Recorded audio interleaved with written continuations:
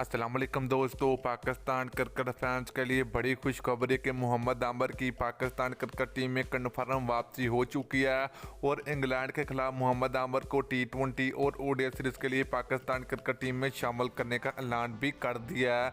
तो आज की इस वीडियो के अंदर आप लोगों को मुकम्मल तफसील आप लोगों को मिलेगी, तो आप लोगों ने लाजमी इस वीडियो को एंड तक देखना है।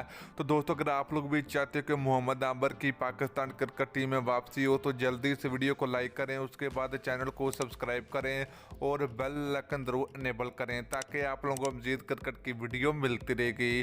तो चलिए दोस्तों, आपको बताते चले कि पाकिस्तान क्रिकेट टीम इस वक्त इंग्लैंड में मौजूद है, जहां पर पाकिस्तान क्रिकेट टीम इंग्लैंड के खिलाफ 3 T20 मैच और 3 ओडीआई मैच की पाकिस्तान क्रिकेट टीम इंग्लैंड के खिलाफ सीरीज खेलेगी।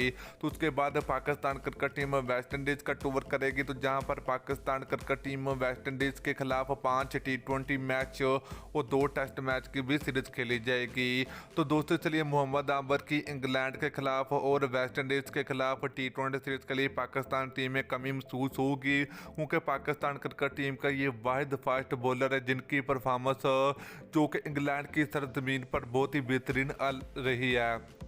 तो दोस्तों, हम चाहते हैं कि मोहम्मद आमर की T20 वर्ल्ड कप 2021 से पहले पाकिस्तान टीम में वापसी हो। अगर मोहम्मद आमर की पाकिस्तान टीम में वापसी नहीं होती T20 वर्ल्ड कप 2021 से पहले या फिर T20 वर्ल्ड कप 2021 में, तो ये पाकिस्तान क्रिकेट टीम के लिए बहुत बड़ा धचका होगा, क्योंकि दोस्तों मोहम्मद आमर बहुत ही खतरनाक फास्ट बॉलर है जिसके सामने इंडिया के क्रिकेट टीम के बड़े बड़े बैट्समैन भी काम पड़ते हैं। तो इसलिए मोहम्मद आमर की पाकिस्तान क्रिकेट टीम में वापसी होनी चाहिए।